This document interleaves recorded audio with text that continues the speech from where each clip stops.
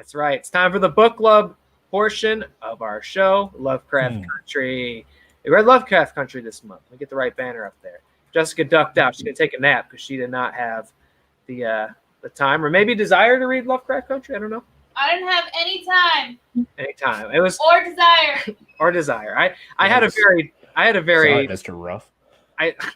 I literally finished it last night, and that's not a reflection of. I finished it right before I clocked out yesterday, so yeah, I finished it on like the 3rd. Yeah, Adam got there. You're better. I didn't finish it out of choice. Oh, a little quarter Frenchie of the way through.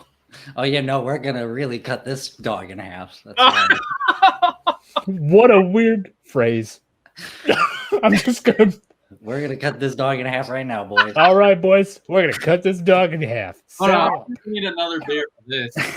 Oh, you might want to grab 2. You might want to grab you some booch. If you want me to just spit hot take and then let you guys yell at me for 35 minutes, no, I won't yell. I probably won't yell. No matter what you say, because it's a touchy subject. By trade, I'm an anthropologist, a cultural anthropologist. So race is an issue. Also, disclaimer, my wife is Jamaican. So I'm in a mixed race relationship. And so a lot of this book hit me really wrong, or perhaps really right. I'm sure it was intended, but yeah. But because it does make a huge deal that the author's a white guy. Like, I'll just throw that out there. I agree wholeheartedly. Yeah, that's a big deal for me. Yeah. I caught the end of that, but I agree. Yeah. Connor, what did you think of Lovecraft? I'm gonna get to Matt. I might save the steam for last. Okay. All right. So the first story, because it's kind of split up in different stories. I really there's what is it 6, 5, 4? Yeah. How many stories? But that first story I really liked, and then there was a couple more after that where I was like, I don't know how I feel about how the author writes. It was very disengaging, but the last few I thought were very engaging. I thought they were really weird and creepy, especially the doll one. I was like, this is fucking creepy. Yeah. So, there were a couple where I was like, I don't care really about this. But the last few I really liked. And that first one I really liked. This is the first time I was telling my fiance just, I think yesterday, I'm going to be reading 3 books in 3 months. I think that's the most I've ever read in that amount of time. So I'm not familiar with this author's work. So I don't know if this is how he writes, but some of it, I just thought he went too much into describing what was going on. It just kept going on page after page about this one thing. This is an exaggeration, but it seemed like he went on page after page about walking through a door or describing a rock. And I'm like, I don't fucking care. Just get to the creepy shit. And then it finally got to the creepy shit, and I stopped reading. Well, I'll be my turn. I liked it. Yeah, I thought it was good. I can't wait for the series. Watching the trailers for the series, I loved picking out stuff I had already read about. Yeah. Adam, what did you think of Lovecraft Country? I'm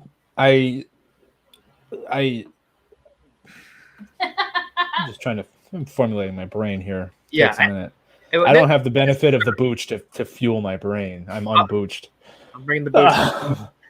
I'm boochless. It's a lot to say what you thought of a whole book. So, but we can get into the grittiness of it over time. But I guess on a nutshell level, what did you? Yeah, no, I wouldn't read it again, and I wouldn't recommend it to anyone necessarily unless they were looking for a specific kind of thing. I think. What's that? Can I ask you? Does this turn you off of the notion of a series, even if it had J.J. Abrams and George when you say you mean of the television series? Yes. I'm curious to see what Jordan Peele does with it, is what I want to see. I think he's a very transcendent mind when it comes to re-envisioning the Black experience.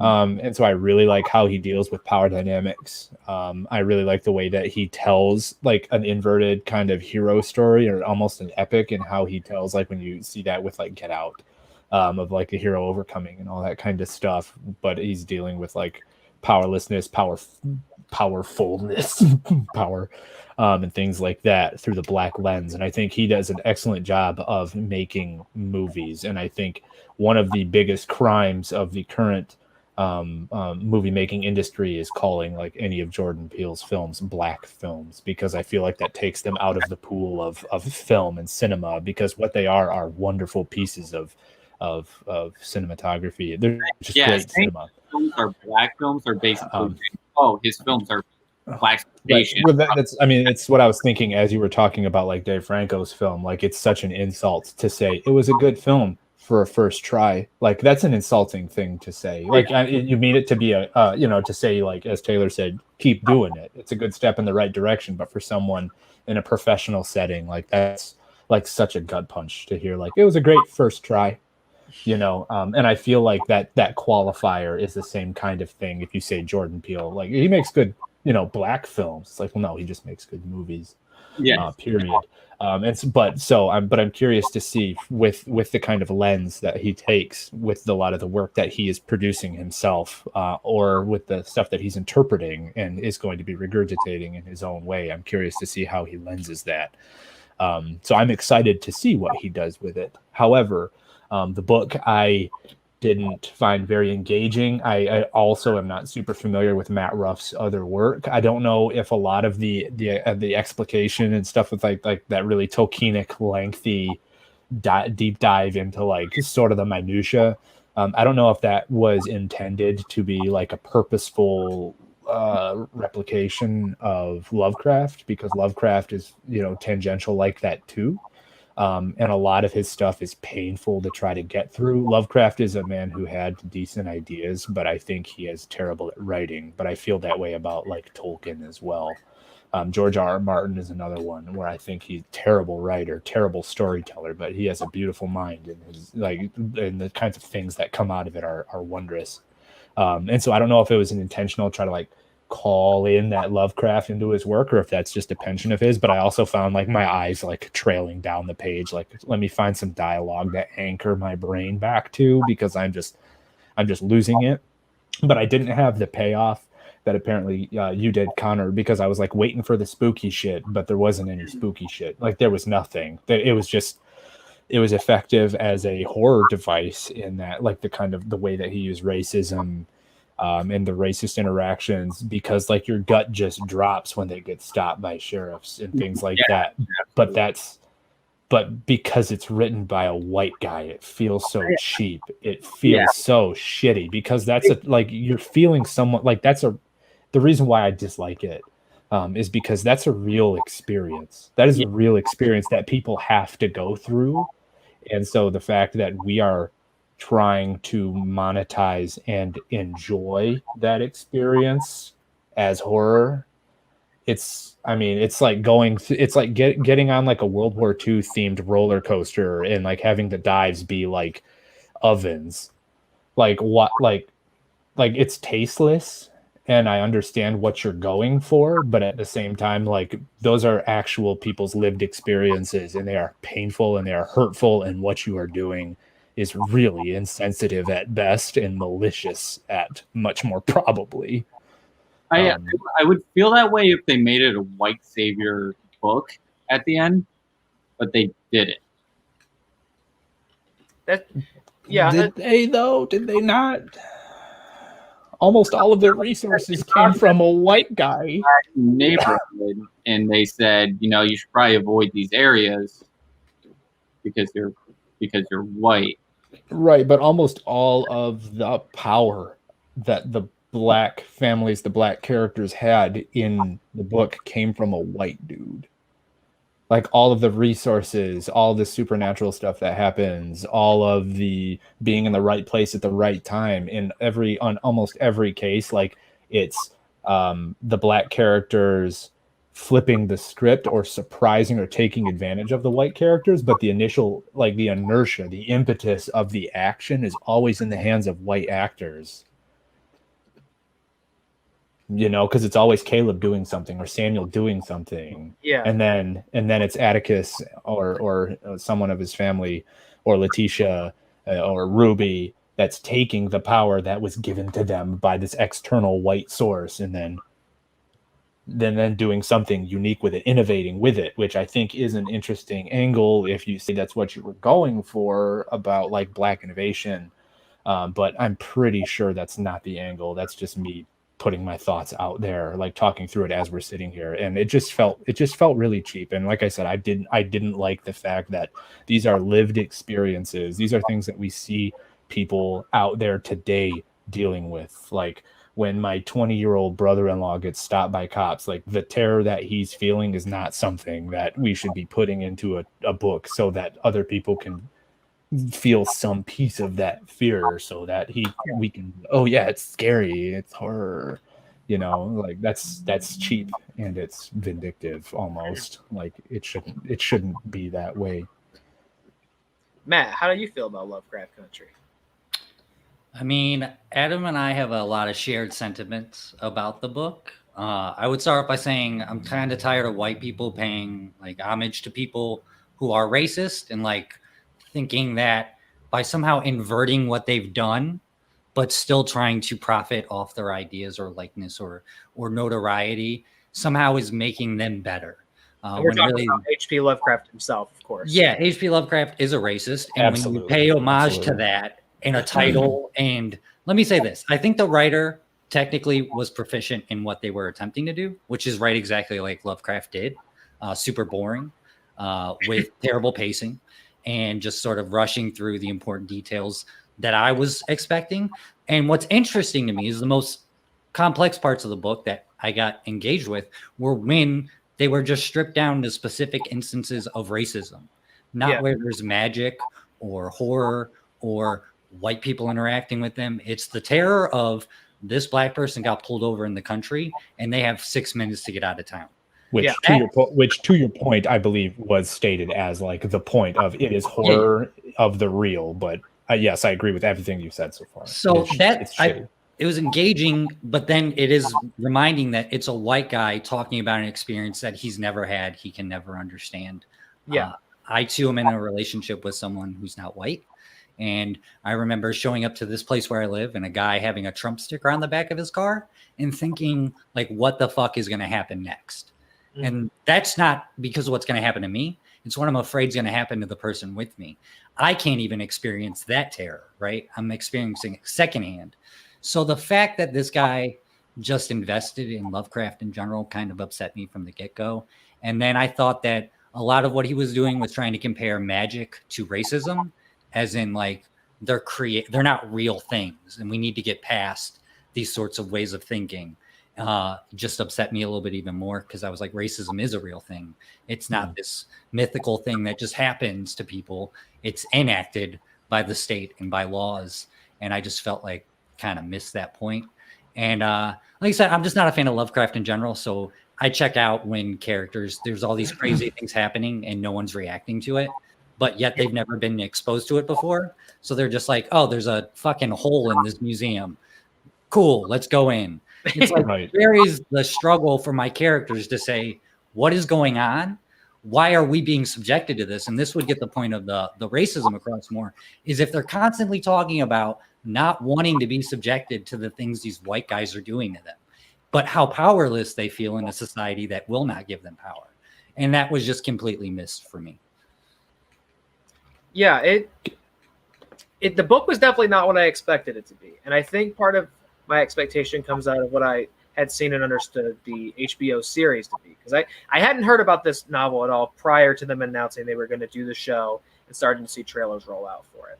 And so, you know, the initial premise or setup of you have Atticus and his father has gone missing and written in this letter, and he's being maybe held captive or has disappeared in this area called Lovecraft Country. And it not only is it so heavily segregated, but it's completely cut off from American civilization, period. So not only is it heavily racist, but it's in a different category because nobody even knows what happens in there anymore. And I thought that's where we were going to spend the whole book in, exploring that. Everything I expected the book to be gets covered in like the first 50 pages, I think. I did not know this was more of an anthology thing. All the characters know each other throughout the book, and it all kind of ties up neatly by the end when all their narratives kind of converge and conclude together. But I was kind of let down, especially once I realized that the book was not going to be in this strange horror story in some weird backwater part of like 1950s America. When I realized that's not what it was going to be, I kept spiraling and trying to figure out what is it going to be. Then it got to the Letitia section. It was like, this is a haunted house thing. Yeah. And then it jumped to, what was next? Hippolyta's story where Hippolyta. Yeah, I never know those Amazonian names. Where she just kind of casually goes to another planet. I think that is the quintessential moment of Matt's primary. Do you prefer Matt or Matthew? I'm sorry, sir. No, Matt's fine. Like your primary concern about, and also Lovecraft's, of like whether you're walking in a dreamscape of Relia or you just found a gateway to another world, like number one. It's written from almost like our current perspective of like we can conceptualize because of the media that we have. Like if we did see some sort of like gateway and it's like, wait a minute, I think I know what's going on. But this is at a time where like computers aren't a thing. And Hippolyta just like walks in and is like, well, I guess I'll just go to fucking space. Like there's no like those two I really did not like. They were much more popcorn for me, like popcorn scenes where like I could sit there and enjoy that. Like Letitia with the haunted house. I liked that one of her actually getting the ghost of Winthrop to taming the ghost, essentially. Right. I liked that where she just sort of like gets, because that seemed more believable, of having a racist ghost and then her just being like, listen up, old fucker, deal with it, I'm here now. And then the ghost being like finding that common ground of he used to play checkers and chess with his kid, and then her like setting the chessboard or whatever. Like that scene, I liked it. That felt like a good illustration of like a connection and how connections happen, because connections always happen when you least expect them, and the strongest connections are over some of the smallest things sometimes, I think. And so like a game of chess personalizing a ghost and a modern woman, I thought was an interesting scene. They were enjoyable scenes.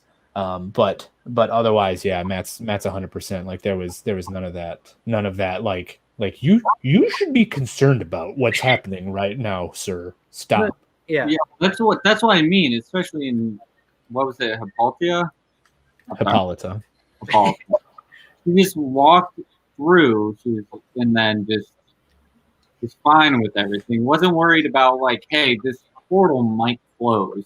The rock monster that's eating people. Be checking the portal to make sure it's not closed. Yeah, like tie a rope or something through it. Like, I don't know how long you've been out since you woke up in this strange place, and like check on the portal. Make sure you can leave.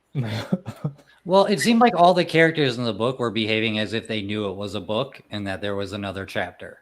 So they're like, we don't have to worry about anything bad happening because I know there's another chapter coming and I'm going to be there. So I'm sure there's some cheap like justification for it. Like, well, these are characters that are used to being in situations and taking the present, blah, blah, blah, because racism.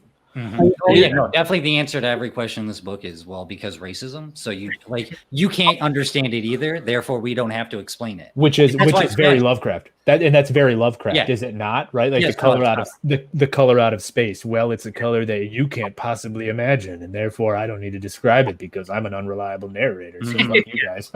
Yeah, exactly. It's just shortchanges the reader every step of the way, and it never it breaks the first tenet of like writing, in my opinion, which is respect your audience. So like they don't ever act like we did the world building. They just throw you in the world and go, you better accept it because everyone else does. And number two, deliver, I would say, is rule number 2. And he delivers nothing ever. Like, I want Shoggoths. Which was the second to last story. I really like that Devil Doll story. I like, yeah. The weird, that was the one that made me go, what? The most was actually the Devil Doll. Did you get that far, Matt? I did not. Like I said, museum, and I didn't even finish up the museum part. I don't think I checked out. The premise of the Devil Doll one is that there was the Coven, the Chicago Coven, with like the people that didn't like Winthrop or whatever, and then there's the Braithwaites or whatever, and so at one point it was whose son was it? It was Hippolyta's. Yeah, Hippolyta's and George's son. And the cop lieutenant or whatever corners him, and because they ended up finding the Orthia Blue comic at the gateway in the stars or whatever, and so they know that it had to be Hippolyta, but they kind of are trying to talk him into spying or whatever. So he, like, the dude with the cigar always, like, spits on his hands and rubs a mark, like a hex mark, into the kid's head. Sorry. And it's supposed to be written in blood, but it's not. It's in spit, but it's still a real strong mark or whatever. And this mark makes it so inanimate objects try to target him. And so there's a garden gnome scene where a garden gnome is like trying to trip him, or does trip him successfully, when he's at someone's house delivering food. And then his friends that he plays like proto D&D with up in an attic has, like, they got this devil doll in some like kid's toy shipment or whatever, and the devil doll of course tries to kill him, and it like straight up Chucky's him. Now it's not just like trying to hijinks or whatever, it's just like actually like he's being accosted by a doll in a park, where then in this park where he's being chased by, he gets picked up by several warlocks. And then Caleb Braithwaite, Deus Ex Machina, comes in and saves the day. Again, white savior, he's right there. But yeah, so it's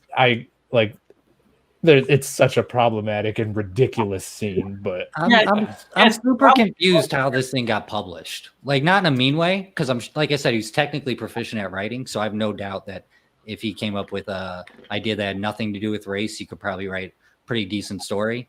But I don't know how a publisher went, this is the move for us. Like, even for him, someone didn't step up to him and say, this is just like not what we should be promoting at this point in time. I didn't see when it actually got published, actually. It's I actually did like that. The story Adam was describing, I actually like that story probably the most of the book, because it's the only one that gets close to an actually scary story, because it's told from the perspective of a child. So Matt, I know for you the big holdup was, and as we discussed here, so many characters are facing these extraordinarily strange and supernatural circumstances, and they aren't really reacting to it. They're going, well, I guess I'm in a magic house. I guess there's a ghost. Well, I'm on another planet now. The kid is the only character in the whole book who goes like, what the hell is happening? Yeah. Right, what did you fucking do to my head? I've been coerced by magic police. Inanimate objects are following me and trying to kill me. When I try to tell my mom what happened, I start spasming. I'm so freaked out. Part of the mark is that he can't tell someone that it happened to him. So he's which of course is such a cheap gimme.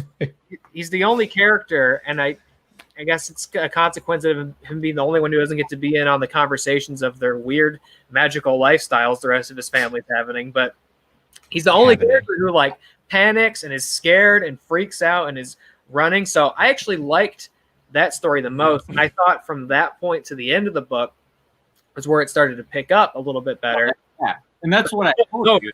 I think I was texting you, and I was like, these last few segments are actually really good. I really like. I was having a really hard time getting through the book.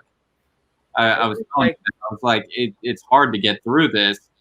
And then I was texting you, and you were like, yeah, I agree. And then I was like, well, I just started, like, these last few segments are actually really good. So, Yeah, I really liked the Montrose's story too, where he goes to visit the not the Braithwaite ghost, but the Winthrop ghost. yeah, it was Winthrop, but he was Winthrop's son. Get his journals and tells this, I like it too. Yeah, I like that the ghost is like, basically Montrose has to go get these journals from a member of the Winthrop family who's dead. Braithwaite sends him to go get it.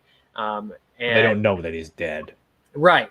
So but because he's a ghost or a spirit, he's like, I want something in return. You obviously can't really give me anything because nothing matters to me. I'm a spirit, but I want you to tell me a story and make me feel something. And so Montrose tells this story from his childhood during the Tulsa riots, correct? Mm-hmm. Yeah. Of he and his family in a hurry trying to get out of town. I don't know if the Tulsa riot necessarily count. Tulsa massacre probably is more accurate. Yeah. I don't want to cut you off, Taylor, but I want to harken back to what you guys were talking about. He walked from winter to summer, and he was just like, okay, I'm going to keep walking to this house. There was really no reaction to like, okay, the season changed. What the fuck's going on? Well, at that point in the book, it wasn't at that point because at that point, I feel like they would kind of expect that. He's like, everywhere I go, people are casting spells. That's the least weird thing that's happened to him up to this point. Yeah. But yeah, he tells the story of trying to escape Tulsa during the bombings and the attacks, and his father and his brother George going out to try to save a couple people, and him going to try to save his father, and his father scoops him up and runs home with him and gets shot, and he basically dies in his father. Or no, his father dies while carrying him to safety. I thought that was, and again, it's strange to get a story like that from a white author like you. And I was always conscious of that. I'm like, is this exploiting real world tragedy and terror, and coming from a white author, is that problematic or not? And I read the little blurb towards the end about, there's a little interview in the book with him towards the end from a magazine or something. Mm-hmm. And he had said he had sort of fought with that himself, specifically in the case of Tulsa, whether it was wrong to take something like that and sort of dramatize it. Then he did it. No, and I guess he made peace. And I guess he made peace with it. Obviously, he decided it's okay. We're on the topic of the Tulsa massacre, and Natalie said that it was a massacre, and it absolutely was. And with HBO making this into a series, they also did Watchmen, which also heavily relied on this was the watching Watchmen series was the first time I heard about Tulsa Massacre. Yeah, a lot of people had that experience. I had that experience. Yeah, and I haven't seen it yet. And do you think that going into the series, and mind you, Watchmen was made by a white filmmaker, a white artist, Damon Lindelof. Yeah, white showrunner. Yeah, white showrunner. There we go. Do you think that that HBO will also go back into the Tulsa Massacre? Will they incorporate this segment of the story? Because from what we've seen, it looks like they're only relying on the first part of it. Do you think they're going to go back to the Tulsa Massacre in the series? I think you almost have to. I don't think you can. I guess, yeah, it is weird that within a year's time they're already going to have another big dramatic series that's going to weave, real world tragedy and history in with a fictional narrative, and you're using the same one. But I think it's so important for the characters in the story. I don't think there's really any way around it. You'd probably be doing the story a disservice to not touch on that. And I do think from the latest trailer of it, I can pick out other stuff. Like I can pick out Ruby's story. I'm guessing that I saw that in there. I'm guessing that white woman is her changing into Hillary, which is also another one for this. Cthulhu's never in the book. Am I mistaken? I never say what? Cthulhu, was that ever in the book? So I was No, getting to, Cthulhu's not. No. so yeah, I was getting to this. in the series. I was getting to this. There's really no monster, no literal physical manifestation of creature monsters anywhere in the book, which I was also surprised by, which is kind of Lovecraftian in the respect that Lovecraft didn't really, I mean, I guess you have your Shoggoths, but your Cthulhu and cosmic horror, it's always like, it's writings about them, it's totems to them, it's references to them, and if you even just read the book about Cthulhu, you'd go insane. Or if you saw, there was no madness. yeah, there was no That was element of disappointing. madness, and there was no, because the show's trailers very clearly do have these literal manifestations of monsters, so much so that yes, the latest trailer literally has Cthulhu screaming at people in it. Good. I think and actually I'm curious for Matt's perspective on this as well. Because since I know you said and I don't want to misquote you, it's not a quote, I apologize. But that you usually tune out or turn off once you start to see people like hearkening on or pulling from these ill-gotten gains like Lovecraft and shit like that. How do you feel about like Cthulhu mythos, like the sort of the proliferation of Cthulhu mythos stuff in the general, like the cosmic horror genre, like eldritch horror kind of stuff? Is that like a turnoff for you in particular, like blanket statement? In some ways, but I would say that, you know, certain things enter into the creative space and sort of take on a name of their own. Because I think a lot of people would know what Cthulhu is, but not know that Lovecraft is even a human being, let alone what he did on planet Earth. So it sort of entered in its own self-referential way of just existing as a monster that scares people. So it's not like if someone uses Cthulhu, I think that they're out for negativity in any way. I think that they could just not be as informed as they might want to be on what they're using, or, you know. It's not a blanket statement, but this is intentionally chosen because of the race issues surrounding Lovecraft, which means that it's a choice he's making. He's doing correctly. Taylor have talked about, like, HP has been, it's notoriously a racist piece of shit. And we were talking about with Antlers how they had actual consultants from, actual Native American consultants on the story. That way, they didn't kind of tarnish this story. Yeah, I'm curious about that. As someone who folklore is having a black filmmaker like Jordan Peele behind the series, do you think that it will do the story justice? Do you think they will right the wrongs of the story and actually make the series, less problematic than what the book was?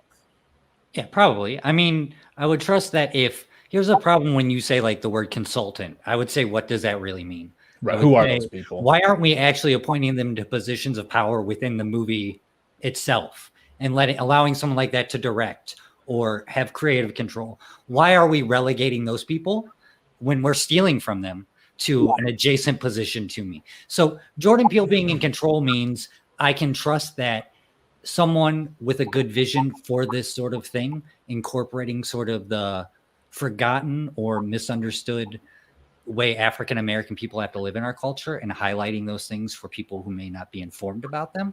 He has a really good eye for that. So I trust that he'll clean it up. But unfortunately, I think the source material he's working from is not good enough to produce anything like worthwhile. But I don't. You do think there will be some problems with the series, but you think it will? I think it'll just creatively, like from an interesting standpoint, I wouldn't want to watch it. The book wasn't interesting, and I don't think that unless they deviate completely what was from written, like in the second half of the book, that they can achieve anything. Because I agreed with Taylor. The most interesting part was the idea of Lovecraft Country, because what it does is exposing. You could have incorporated other writers of the same ilk who might be praised but are actually racist, homophobic.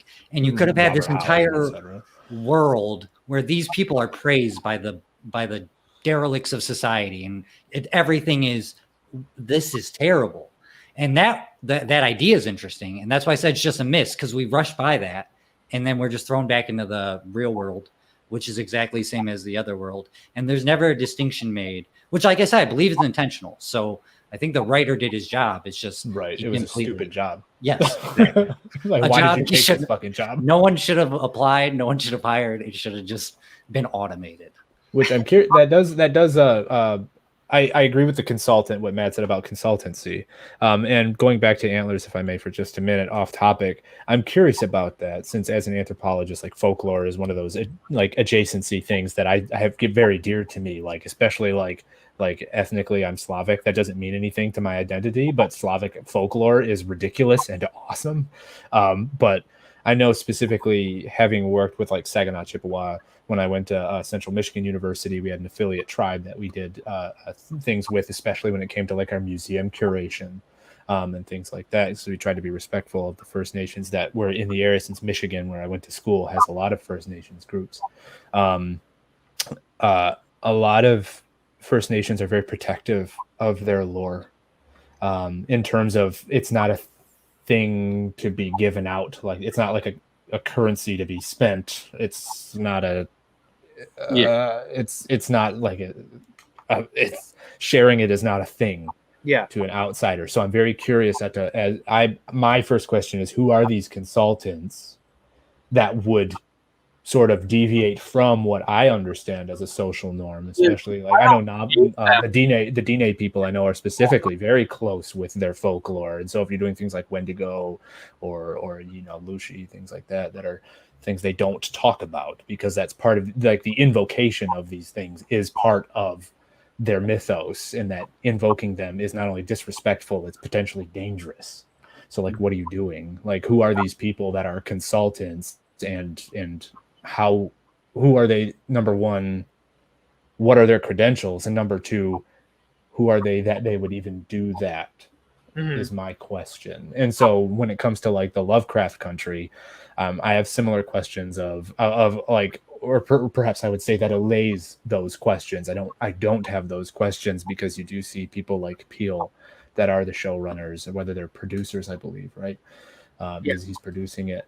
And so obviously with some level of executive, like creative control over what's being shown and what topics are being addressed. And if they do have things like Cthulhu and actual like eldritch horror, monster, kind of stuff, like I feel like it would be a much more successful thing. I mean, it would be like literally every single time someone has tried to make a film about the Doom games, right? It always becomes like this adrenaline kind of a thriller kind of thing, and no one wants that. Like, what are you doing? Like, why don't you give anyone who's even ever played the video game creative control and see what happens? Like, I feel like it's going to be that kind of thing where it's like, well, it's Doom. We want to see a bunch of demons get punched to death and ripped up and shot with big guns, and we want explosions. And we don't, I mean, The Rock would be nice, but he's got to wear the Doom guy helmet, because we all want the helmet. That's what we want to see. And the BFG needs to not look like it's made out of plastic,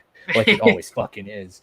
But no, that's what we want to see. And so I feel like with Peel at the helm of the production team, he'll be able to make those kinds of decisions in terms of, and be able to, as a person who has had these lived experiences of racism, and being able to understand the sensitivity versus insensitivity, and like, well, okay, this is a true experience, but this isn't a true experience that I want to just put out on TV, because like knowing what to put out when, and the pacing, and I mean, legit talking about trigger and content warnings, there are going to be some things that can evoke an emotion without triggering an emotion. And I feel like those are going to be nuances that like a white production staff wouldn't have necessarily, because it's just like, let's use X as the response generator, like we see that so much when it comes to like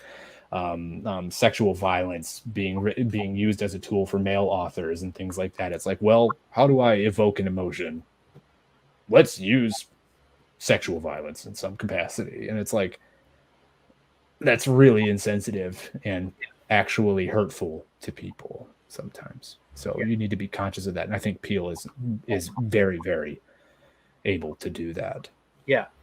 I didn't like this book as much. Long rant, sorry. No, I'm loving it. I'm loving It's super informative. I appreciate the information. Yeah. Sure. No, I'm loving the discussion we're having, man. I didn't like this book as much as I thought I would. Mm-hmm. To make me less interested in the show. No, because I still think there are some interesting ideas in it. I think as a premise or a concept, the idea of comparing eldritch or cosmic horror to the real world terror of racism, that's something that's interesting.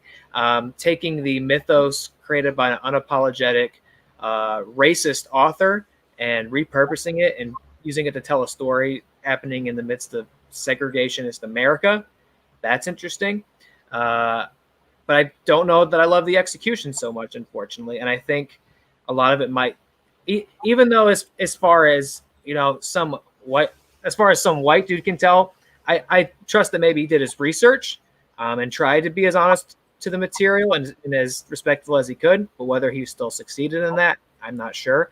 I would see somebody like Jordan Peele who could more internalize those ideas and the drama in it and reinterpret it himself. I think maybe he could come up with a version that improves on the concepts that the book is putting forward, but maybe not quite nailing. And I think it's even evident just in those trailers. There's some different stuff in there. Again, more on the monster end of it, but we're talking about Cthulhu. That's not in the book. I remember in the early trailers there was some more overt something coming out of the darkness, whereas the more Lovecraftian elements are always just sort of passively referred to in this. So I think in both respects, and the weird fiction part of it, and then in the using real world history and real world tragedy to support a fictional narrative, I think Jordan Peele and Misha Green and J.J. Abrams in there too. But because Jordan Peele is interested in it, I think maybe he can take that smorgasbord of thought and interpret it in a way that's going to be more compelling, I think, than this book, more respectful to the source material, and not only an engaging social story and story based in history, but also a more interesting horror story, a thriller, because we've seen him do that in his movies. I agree with you, and I agree with everything everybody has been saying. I agree that my excitement for the book did not match my excitement for the series. Yeah. I did not love the book as much as I thought I was going to. I still liked it enough. I liked some of the stories. Did not like all of them. I did find problems, as we all have said. It's problematic. But the fact that the series does have Jordan Peele attached to it, I think that the series will be less problematic. And I'm still excited for the series, despite what I thought of it. Yeah, I agree, and I can see different elements from the book. Having read it, I can pick out things on trailer like, oh, okay, it's not just going to be Atticus's story like I thought. It's not just going to be taking place at the manor. Which, by the way, I can't believe the book never got back to that. Got back to Lovecraft Country. It never got back there. I thought, okay, we've left, but there's going to be some sort of inciting incident where we got to go back, and that's where the showdown was going to end at Lovecraft Country. Yeah, it's right there in the title, but you get out of it within the first story. That was very strange to me. Yeah, but that goes back to my point about he's just using Lovecraft to profit, is what it seems like, because it's not a central theme outside of writing like him. It's not a central location. It's not even a character. It's something that happens and they forget about instantly. So just throwing that in the title is to try and entice people who like Lovecraft to buy the book and profit off of racism still, which is what the whole issue stems from. Right. Yeah. It was not what I expected, and I mean, did I hate the book? No, I wouldn't have been able to finish if I hated it, and that's maybe what Matt experienced. It's not that I hate it. It's just that there's so many more talented people out there who are doing things that don't embrace these sorts of ideas, that to take my time and put it into this when I could be giving it to people who are doing better things with their time. Like I said, respect the audience. I didn't feel like he respected me, so I'm going to go find a writer who does. I don't think he's probably a bad guy, just a little misguided, misinformed in this situation. And that's why it's important for people to speak up and say, you might be coming from this from a positive place and trying to highlight aspects of our lifestyle that you're not aware of, but he just missed the boat. And that's I put more fault on editors and publishers who read it and put a stamp of approval as to say, this is what we stand behind. So not necessarily maybe an issue with him, but people who were putting the money out. I think that that does bring in the irony of the complexion of the people having this kind of racial conversation right now as well. Yeah. Right? Like irony is not lost there. I would have loved to have had someone with lived experiences that they could relate to the book as well. But like my wife specifically had asked, like, oh, well, did you like your book? Should I read it? And I just said, no, like, don't read it. It would be much more, it would do more harm than good. It wouldn't be a fun thing. I mean, it's like for people like me, I'm not exactly, you might be able to tell, I'm not exactly an adrenaline junkie. It's like I don't have the wherewithal to like separate the adrenaline surge that I get from the drop on a roller coaster or someone pointing a gun at my face. Like, it's just a surge of adrenaline and it makes me shaky and I get headaches and I don't like that. It's that kind of a thing, except it's a roller coaster ride that you weren't expecting, and it's just drops. It's just a drop where it's just like the whole time that I'm reading this book, like my gut is just on the floor, and it just is like the whole time I'm just like, this is just painful to me, and this isn't even an experience that I've had. And like I want to say, we are on Spotify and Apple Podcasts. And if you are listening to this or watching it, and you've gotten to this point and you heard our thoughts about it, and you are a person of color, please let us know what you think about it. Let us know if we're being ignorant on some things, and you have thoughts on the subject matter. Or if you're watching this, our social media is at the top there. We're available at Who Are They, Real Entertainment. Please reach out if we've missed the mark on anything. If you have any thoughts about the subject matter and your personal color, please let us know. In previous episodes, myself and Taylor have both expressed, we are white people, we are white guys, and we are striving to learn more and be more informed, and we are reaching out to be more informed. So if there is a discussion from someone of color that we can learn more from and be more informed about, especially about a book about racism that was written by a white guy, and there's 4 white guys talking about it. If you're a person of color and we've missed the mark on it, please let us know and share your thoughts. We would love to hear them. We would love to hear your voice about it. So that's all I wanted to put out there. Yeah, I would just say, if you are one of those people, and you should read the book, and maybe you could come on the podcast and you can express it yourself even someday. So that's what I would encourage is, uplift your voice. Don't think that you could just send an email, you could reach out, and you might be able to get on and talk about it. So I encourage you to use your voice. Yeah. And to follow up on, I'm sorry, go ahead, Taylor. Just saying, we always have basically an open door policy on this show. Anybody who is interested in coming in, if there's a movie, if there's a subject, if there's a book, if there's anything where you go, I would love to be a part of that conversation, or I would like to contribute to that in some way, and I would like to share my perspective. We're always looking to expand perspective. Matter on a previous episode, like this book. If you want to come on next episode, or the next episode, or the next episode, and you want to share a thought on a previous subject matter that we've discussed, by all means, come on. Our episodes are quite long. We're at 2:45 now. This might be an all-timer here, yeah. Off the rails in having lengthy discussions. So even if it is something that we've discussed previously, we're more than happy to talk about it. Yeah. The whole thing is about, this whole channel is about is discussion and talking. That's all we want to do is talk about horror, and it's a horror book, and we just want to hear your thoughts on the stuff we talk about. background. And one other thing that I would like to circle back on. I don't know if are we over time? Is that the thing? No, there's no time limit. So one thing I would like to circle back on regarding the Tulsa massacre, whether it's Watchmen or this book, the one thing that I would say is that there is value in material, specifically art or TV shows, bringing up things that like Connor had said, and Taylor, I believe, echoed the sentiment. You didn't know about the Tulsa massacre until you saw it on Watchmen. That's one good thing that can come from this kind of a project, learning about histories that you maybe did forget about. But I would also like to say that I still am in Matt's camp here, that it feels like there's more of profiteering going on rather than anything else.